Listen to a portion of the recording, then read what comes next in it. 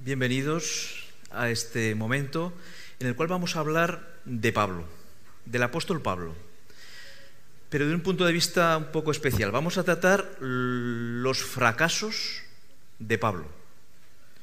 Siempre conocemos a Pablo como un magnífico orador que inauguró iglesias, que tuvo un éxito tremendo, que llenó el mundo del cristianismo, pero también hubo fracasos. Hubo momentos en los cuales su predicación no fue admitida, fue rechazada. Momentos en los que en esos llamados especiales de él recibió un no por respuesta. ¿Qué falló?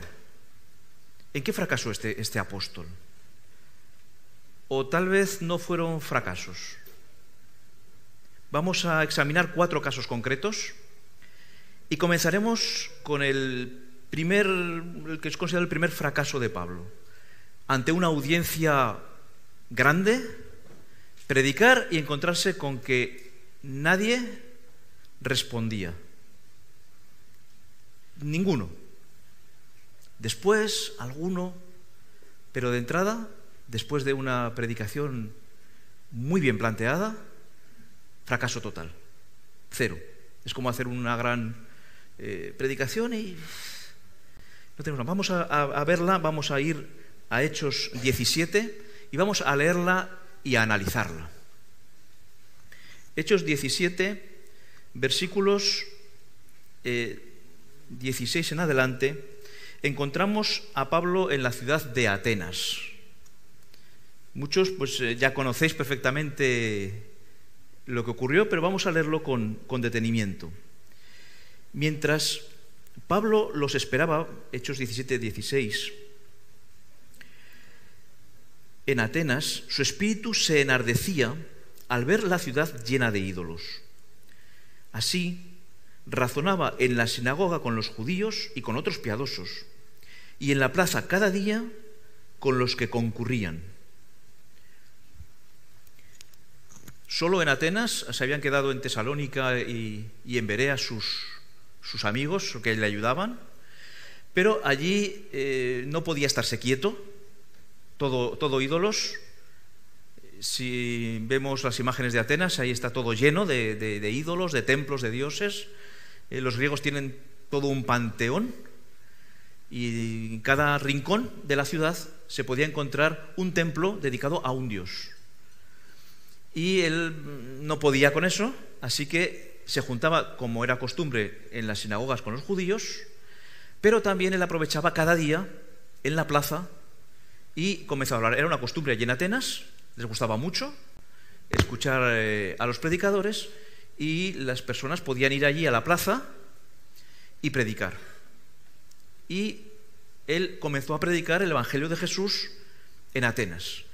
Y ellos lo escuchaban y lo escuchaban con atención y poco a poco lo iban escuchando y la reacción fue la siguiente. Seguimos leyendo y dice: algunos filósofos y epicúreos y estoicos debatían con él. Unos decían: ¿qué quiere decir este palabrero? Y otros: parece que predica a dioses extraños. Es curiosa esta mención. Ellos eran epicúreos y estoicos, dos grandes filosofías de ese momento. Y lo que predicaba Pablo les parecía interesante. A algunos les parecía que eran simplemente palabrería, este palabrero, este predicador, pero otros veían en Pablo alguien que tenía una coherencia y por lo tanto lo respetaron.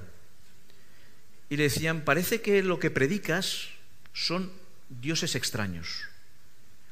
Hay los dioses extraños. Eso era un problema en Grecia, porque algunos de ellos que hablaban con Pablo le dijeron: a ver, estos dioses extraños que predicas los vamos a analizar, porque le recordaron la suerte que corrió casi 400 años antes Sócrates. Sócrates murió acusado de predicar a dioses extraños. Fue acusado por un tribunal y tuvo que ingerir cianuro para morir. Y algunos de ellos le recordaron el caso de Sócrates y le dijeron: vamos, al final, es interesante lo que dices, vamos a oírte. A ver cómo sigue pues la historia. Dice, tomándolo, lo llevaron al Areópago y le dijeron: ¿podemos saber qué es esa nueva doctrina que hablas? Porque traes a nuestros oídos cosas extrañas. Queremos, pues, saber qué significa esto. Así pues, estos hombres inteligentes, filósofos, tenían deseo de conocer más. Era un deseo sincero. Ellos querían, si había una nueva luz, ellos querían saberla. Si ellos llegaban a estar de acuerdo con esa luz, querían seguirla. Estaban dispuestos a escuchar y estaban dispuestos incluso a cambiar su forma de ver el mundo si lo que Pablo les decía les convencía. Sinceridad. Así que Pablo tenía una oportunidad fantástica para poder llevar a estas personas al Evangelio. ¿Cómo lo hizo? Con tacto y con cuidado. Leemos en el versículo 22. Entonces Pablo se puso de pie en medio del Areópago y dijo: atenienses, en todos veo muy religiosos, porque al pasar y observar los monumentos de vuestro culto, hallé también un altar con la inscripción: al Dios desconocido. A ese que vosotros honráis sin conocerlo, os anuncio yo. La forma de entrar de Pablo es magistral. Ya recordáis lo de Sócrates. De entrada dicen: bueno, yo vengo a predicaros a un Dios que ya conocéis. Vengo a predicar a ese que vosotros honráis y que no conocéis muy bien.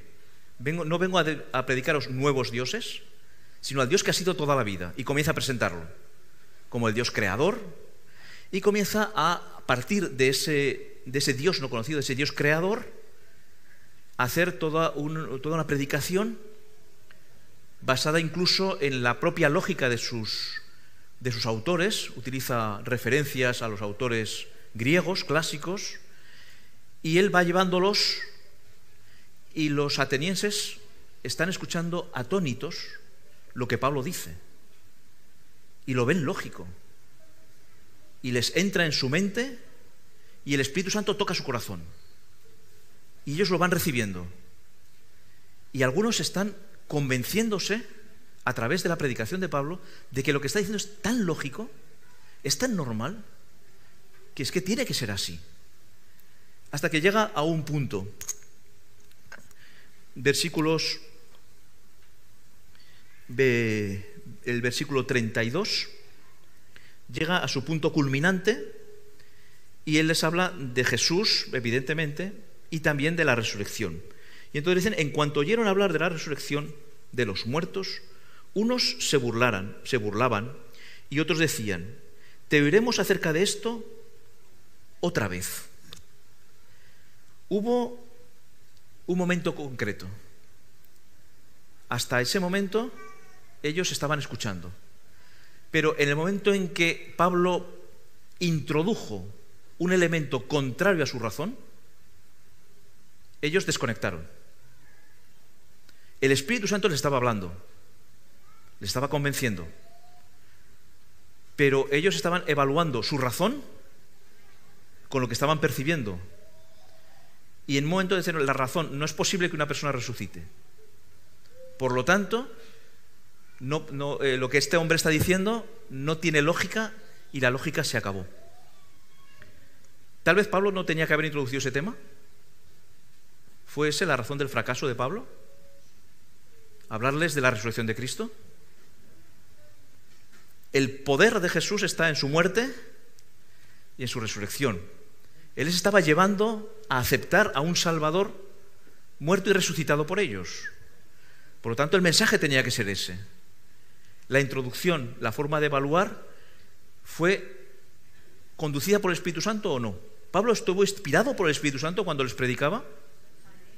Cuando les habló de la resurrección, ¿estaba inspirado por el Espíritu Santo? Entonces, ¿en qué fracasó? No fracasó.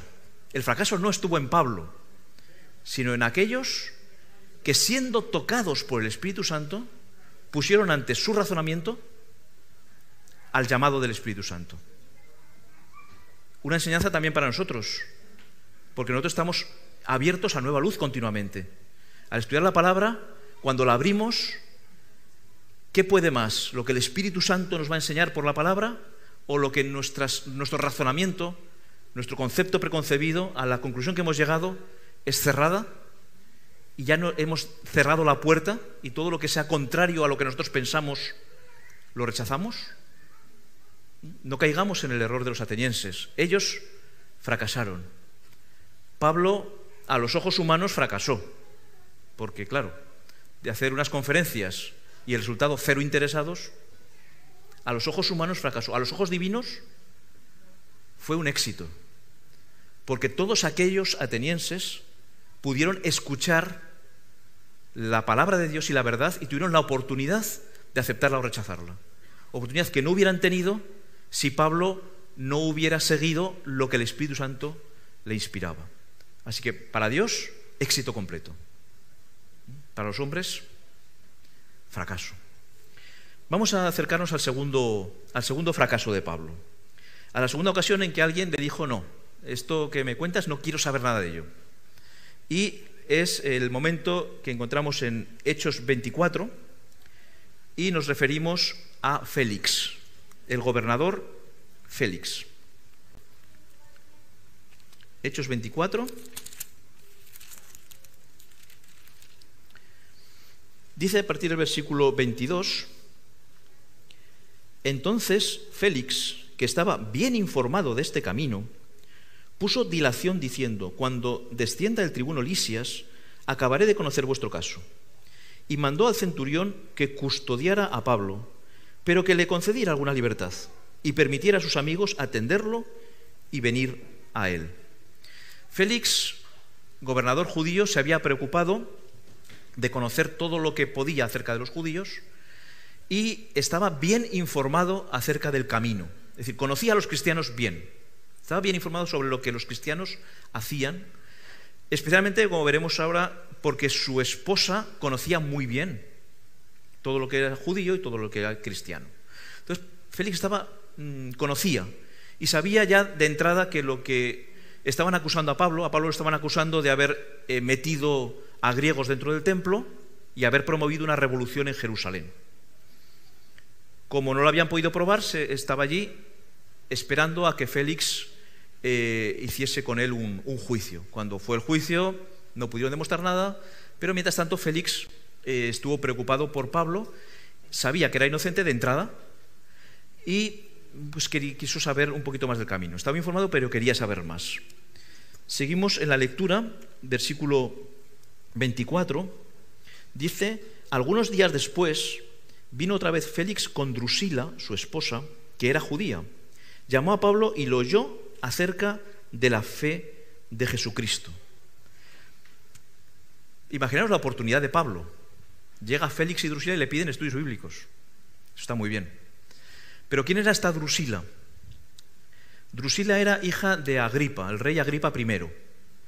El rey Agripa, en el Nuevo Testamento se mencionan muchos Herodes, muchos Agripas, y no se da muy claramente quién es quién, pero por los momentos históricos sabemos que este Agripa I fue el rey que mandó matar al apóstol Jacobo, al apóstol Santiago, lo mandó decapitar, y después mandó encarcelar a Pedro con la intención también de matarlo, aunque un ángel evitó que Pedro muriese.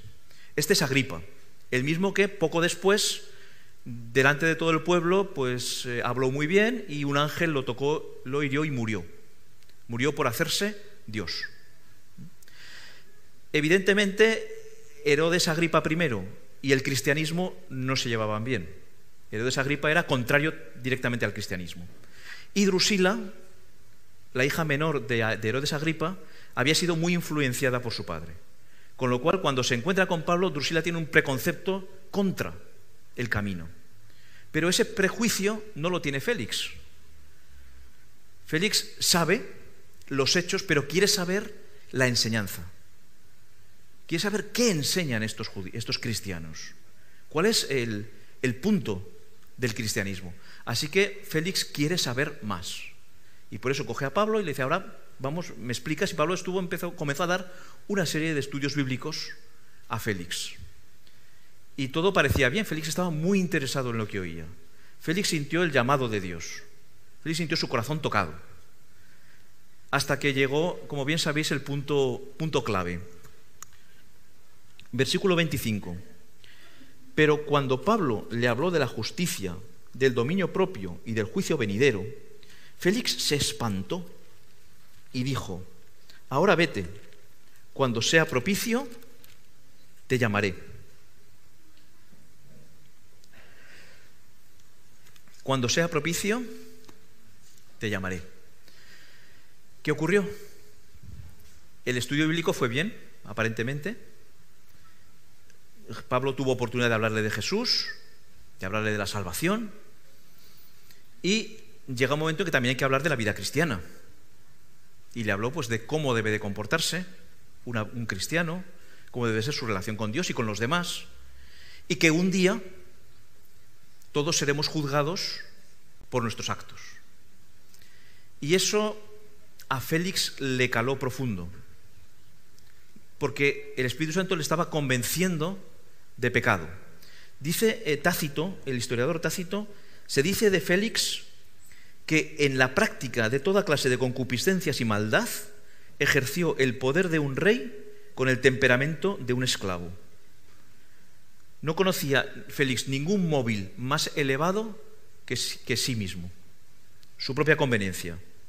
Era lo único que le interesaba. Y estaba cargado literalmente de pecados. Y cuando el Espíritu Santo le habló, él se convenció de que eso no estaba bien. Él se convenció de que tenía que pedir perdón de esos pecados, o en el día del juicio él iba a ser destruido, y se aterrorizó con la idea del juicio. Pero en lugar de dejar paso al arrepentimiento, él tembló, pero no se arrepintió. Solución: quito de en medio a la molestia, no quiero volver a hablar de esto, y mi conciencia que se quede tranquila. Que nadie me vuelva a decir lo que hago mal o lo que hago bien. Y así yo me quedo tranquilo, vivo mi vida y me olvido de todo. Y Félix rechazó la única y última oportunidad de su vida que tuvo de aceptar el perdón. ¿Fracasó Pablo? ¿En qué falló a la hora de exponer el mensaje? Tal vez debía haber sido más suave con con Félix. Tendría que haber sido no hablarle directamente de las cosas malas que podía hacer, decirle que todo está bien, que Jesús perdona todo y nos olvidamos, que tranquilo, que podía seguir. A veces podemos estar tentados a no llamar la atención al pecado por la reacción negativa que la persona pueda tener. Pero el Espíritu Santo no nos dice eso. Pablo fue inspirado y dijo lo que tenía que decir en su momento. No fue nada más. El primer día que habló con Félix y Drusila le dijo: uy, tú eres muy pecador, si no te arrepientes vas a morir. No. Primero le presentó a Jesús, primero le presentó el Evangelio, y después, en su momento, le presentó la verdad. Debemos dejarnos que el Espíritu Santo nos dirija a la hora de presentar la verdad a los demás. Pero también debemos dejar al Espíritu Santo que cuando nos sentimos mal y llegamos a la convicción de que algo que estamos haciendo o pensando no es correcto, dejar que el Espíritu Santo nos hable y nos lleve al arrepentimiento. Porque podemos tender a decir: no me gusta que este tema que me lo comente, o no me gusta lo que estoy haciendo, pero me olvido, o pienso en otra cosa, me olvido y sigo, y ya. Y me quito esos pensamientos de en medio, no pienso en lo que estoy haciendo mal, y asunto arreglado. Porque el mal sigue siendo mal. Pensemos en ello o no. Debemos de dejar que el Espíritu Santo nos dirija a toda maldad. Así que pues, el fracaso nuevamente lo encontramos en aquel que, oyendo la voz de Dios, que estando convencido de que lo que estaba haciendo no era correcto, no se dejó llevar al siguiente paso y rechazó la voz del Espíritu Santo. Vamos al tercer caso. El tercer caso lo encontramos justo en el capítulo siguiente, capítulo 25 de Hechos, y es el caso del rey Agripa. Leemos en los versículos 13, en el versículo 13 de Hechos 25, Pasados algunos días, el rey Agripa y Berenice vinieron a Cesarea a saludar a Festo. Poco después de las conversaciones con Pablo, Félix fue cambiado, se le dio otro destino y se nombró como gobernador a Festo. Y Festo, cuando cogió las riendas del gobierno, pues se encontró con un Pablo encarcelado y con ciertas cosas que tenía pendientes.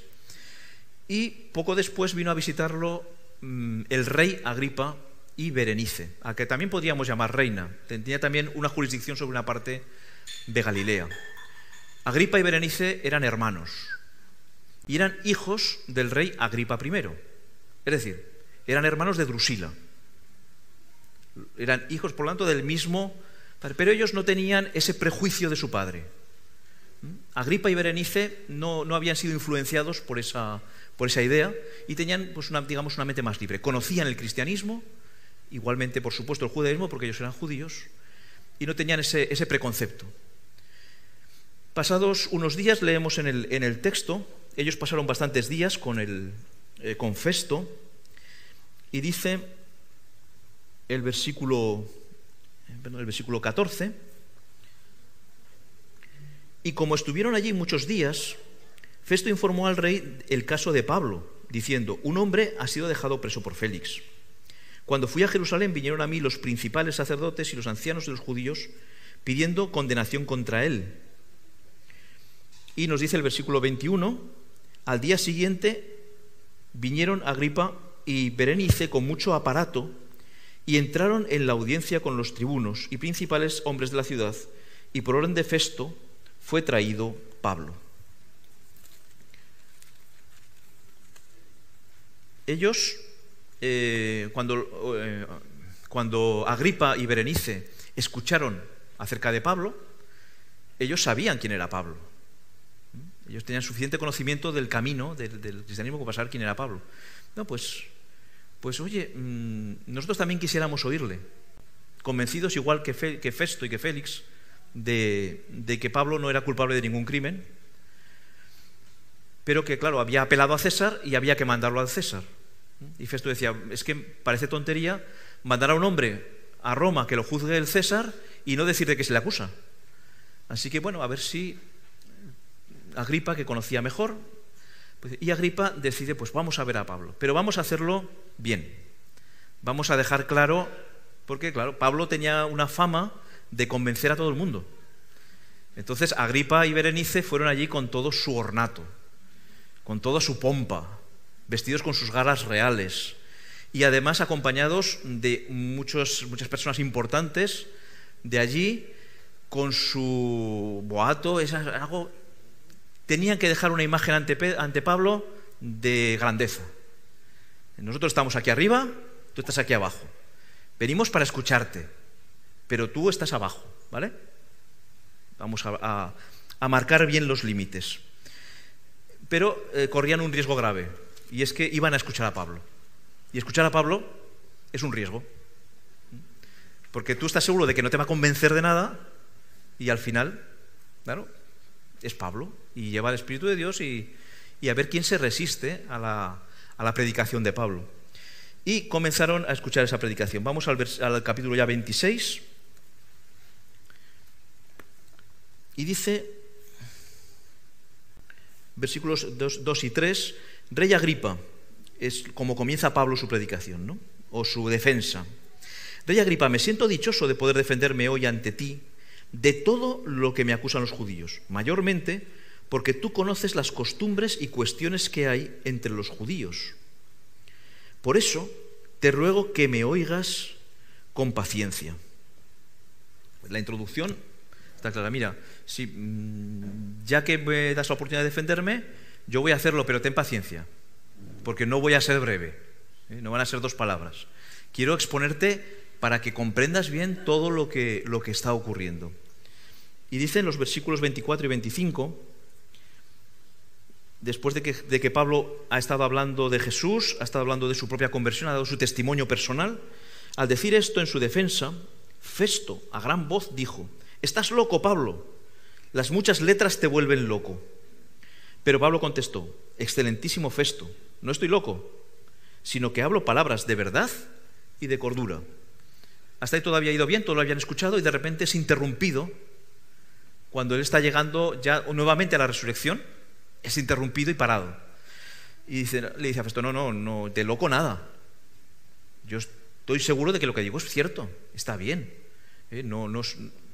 Pablo no se amedrenta ni ante la pompa que está, ni ante la persona que le está diciendo: tú estás loco, cállate que estás loco. No se amedrenta.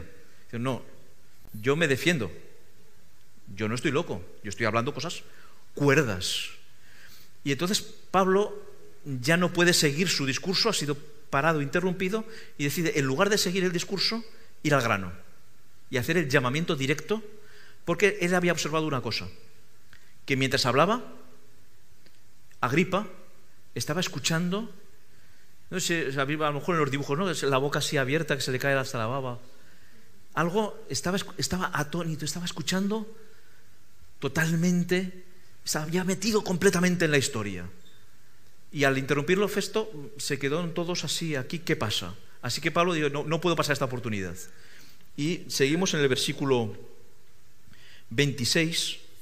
Pues el rey sabe estas cosas, ante quien hablo con franqueza. Pienso que nada de esto ignora. Pues esto no ha sido hecho en ningún rincón. ¿Crees, rey Agripa, a los profetas? Yo sé que crees. Entonces Agripa dijo a Pablo: por poco me persuades a ser cristiano. El llamamiento. A ver, Agripa, ¿crees? Porque esto es todo lo que los profetas han dicho. ¿Crees que esto es el cumplimiento de lo que los profetas han dicho? Y Agripa había llegado ya a su conclusión. Efectivamente, Jesús será el Mesías como cumplimiento de las profecías. Y se olvidó completamente de todo lo que le rodeaba, como si hubiera estado él solo delante de Cristo. Y se sintió la convicción, se sintió que necesitaba aceptar a ese Mesías. Pero cuando iba a decirlo, como todo volvió a ver lo que había, dijo: casi me convences. Es que estoy convencido de ser cristiano, de aceptar al Mesías. Es que estoy convencido. Pero ahí había gente importante, él era una persona importante, y su orgullo le impidió dar el paso definitivo. Convencido, aceptado. Si hubiera estado solo con Pablo, Agripa se hubiera arrepentido. Pero en la circunstancia en la que estaba, al dar el paso, miró al lado, como le pasó una vez a Pedro, y se hundió, se desinfló. Y cuando dijo: bueno, ya está, ya te puedes ir, su curiosidad había sido satisfecha, ya conocía lo que Pablo predicaba, y ya se olvidó del tema. Su orgullo había impedido que él fuese salvo. Estuvo a un paso, casi. Y Pablo desde luego dijo: ojalá, no tú sino todos, no por casi, sino que todos fuerais cristianos. Ojalá que todos tuvieseis la salvación. Pero él no lo hizo. ¿En qué se equivocó Pablo? ¿Hizo el llamamiento en mal momento? ¿Se tenía que haber esperado un poco más? El Espíritu Santo le llamó a hacer un llamamiento perfecto, en el momento perfecto. Pero el rey Agripa, tocado perfectamente por el Espíritu, convencido, no quiso seguir adelante. El orgullo puede ser un gran inconveniente en nuestra relación con Dios. Cuando nos importa más lo que los demás piensen de nosotros, o lo que nosotros pensemos de nosotros mismos, que lo que Dios piense de nosotros, vamos por mal camino. Tenemos un riesgo que tenemos que quitar. Por eso Dios nos invita continuamente a la humildad, a ser humildes delante de Él. Dejamos aquí a Agripa, a Félix, a los atenienses, Y vamos a hablar de un personaje que no encontramos en el Nuevo Testamento, aunque hay una referencia indirecta del momento. Vamos a ir al momento para conocer al personaje. Y el momento lo encontramos en 2 de Timoteo 4. Después de ir al César, después de acudir ante él y ser juzgado, después de pasar 2 años en Roma, en una casa alquilada, como prisionero con unas garantías especiales, él fue juzgado y libertado. Y Pablo hizo su 4.º viaje misionero, que no encontramos en la Biblia, solamente tenemos referencias por la tradición, tal vez incluso visitó España, no sabemos, pero en un momento determinado él fue nuevamente encarcelado. ¿Cuándo? Cuando hubo un problema muy grave en Roma. Hubo un incendio que arrasó con una parte muy importante de la ciudad, y las personas importantes pusieron su centro en Nerón. El César Nerón estaba en duda de que tal vez él mismo había sido el que estaba provocando ese incendio para reconstruir la ciudad. Así que Nerón, consciente de estos problemas, buscó una cabeza de turco. Dijo, no, han sido los cristianos los que han provocado este incendio. Y la gente se lo creyó. Y los judíos aprovecharon el momento. Dicen, ahora es el momento. Ahora cogemos a Pablo, lo llevamos a Roma y a ver qué le pasa, si se vuelve a librar de nuevo. Esta vez la cárcel de Pablo no fue una habitación alquilada donde podía vivir tranquilamente. Esta vez fue una mazmorra. Fue encarcelado completamente. Lo leemos en 2 de Timoteo, capítulo 4, versículos 16 y 17. Vamos a leer un poco antes, versículos 6 y 7. Nos dice el mismo apóstol Pablo escribiendo a Timoteo: yo ya estoy para ser sacrificado. El tiempo de mi partida está cerca. He peleado la buena batalla, he acabado la carrera, he guardado la fe. Pablo se encontraba ya seguro de una muerte próxima. Era consciente de que esta vez el ánimo del pueblo, tanto romano como judío, era tan antagonista al cristianismo y a él como líder principal de esta secta odiosa para los romanos, que no iba a librarse. No obstante, algo ocurrió especial. Veamos los versículos siguientes, versículos ahora sí 16 y 17. Dice Pablo: en mi primera defensa ninguno me ayudó, todos me desampararon. No se lo toméis en cuenta. Pero el Señor me ayudó y me fortaleció para que por mí se cumpliese la predicación y todos los gentiles oyesen, y fui librado de la boca del león. ¿Qué ocurrió? Pablo es juzgado, él se defiende, él aprovecha ese momento no para defender sus cargos, sino para nuevamente predicar a Cristo. Pablo ve esa oportunidad como una oportunidad más. Dice, ahora resulta que todos los importantes de Roma están aquí y van a oír el Evangelio, que de otra manera no van a oír. Así que aprovechó a hacer una predicación, en realidad, todo un sermón de llamado nuevamente al arrepentimiento, de presentar a Cristo como la luz de la vida, presentar a Cristo como la salvación, presentar la vida eterna que Jesús nos iba a dar. Y él, después de hacer toda esa presentación, en vez de condenarlo, Nerón lo devuelve a la mazmorra. ¿Qué había pasado? ¿Cómo había sido librado de la boca del león? Elena White, que sí menciona este episodio de Nerón, dice así en su libro Hechos de los Apóstoles: nunca hasta entonces había oído Nerón la verdad como en aquella ocasión. Nunca se le había revelado de tal manera la enorme culpabilidad de su conducta.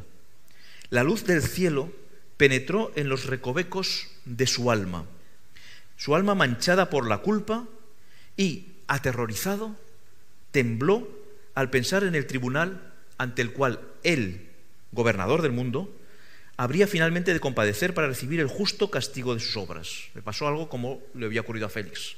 Tembló pensando en el juicio. Pero hay más. Temió Nerón al Dios del apóstol y no se atrevió a dictar sentencia contra Pablo, pues nadie había mantenido sus acusaciones. Un sentimiento de pavor reprimió por algún tiempo a su sanguinario espíritu.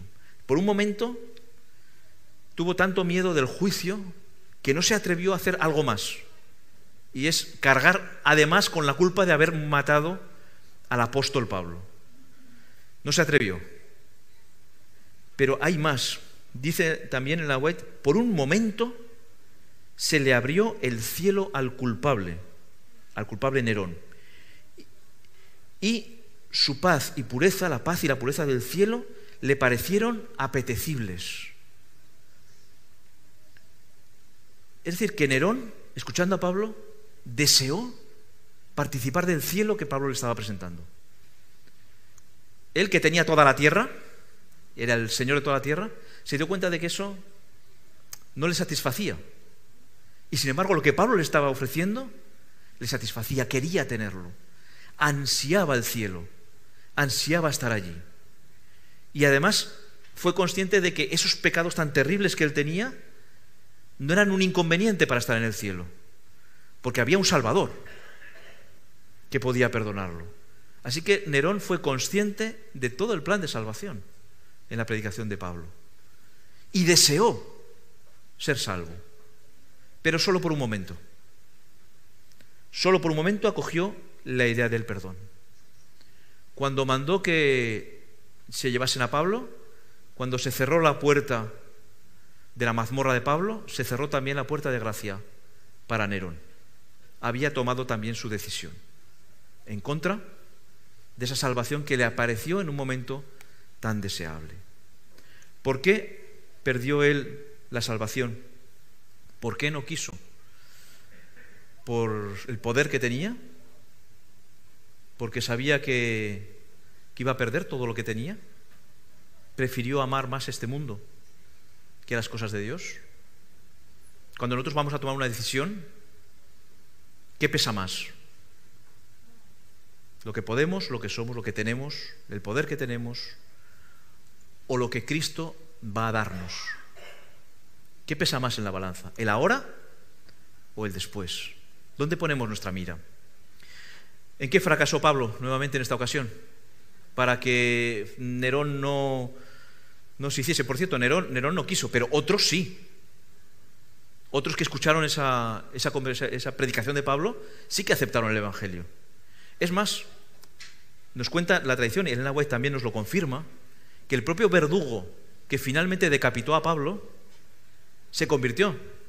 Y él mismo, ese verdugo, terminó siendo un mártir por la causa de Cristo. Así que la predicación esta vez fue exitosa, excepto en un caso, como mínimo, en el de Nerón. ¿Cuál fue el fracaso de Nerón? Pues su anhelo de poder pudo más que el anhelo de salvación. Y rechazó ese llamado, el llamado final del Espíritu Santo. Y nosotros hemos visto, o hemos intentado ver durante estos 4 ejemplos, cómo no caer en esos problemas, en esos riesgos, en esos fracasos ante Dios. Pero vamos a ver el otro punto. Vamos a ponernos ahora en el sitio de Pablo. ¿No penséis que Pablo se pudiese haber sentido frustrado ante estas reacciones? Imaginaos a Pablo cuando Félix le dice, no, mira, no quiero saber nada, ya te llamaré otro día. O cuando el rey Agripa le dice, casi me persuades. ¿Qué pensó Pablo cuando los atenienses a una se empezaron a burlar de él y dijeron, mira, lo que estás contando no nos va y déjanos tranquilos? ¿Qué pensó cuando Nerón rechazó esa gracia? ¿Qué pensaría él?